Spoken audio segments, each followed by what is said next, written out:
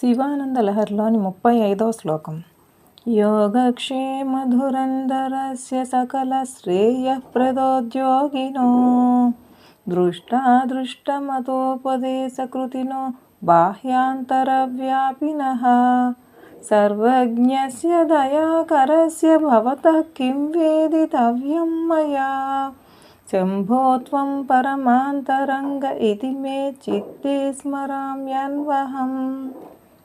యోగక్షేమాలు ప్రసాదించి రక్షించేవాడవు, అందరికీ శ్రేయస్సులను ప్రదానం చేసేవాడవు, ఇహపరాలకు సాధనాలను ఉపదేశించేవాడవు, సమస్త జగత్తుల బాహ్యాభ్యంతరాలలో వ్యాపించి ఉండేవాడవు, సర్వజ్ఞుడవు, కరుణామయుడవు అయినా నీకు నేనేమి విన్నవించుకోగలను?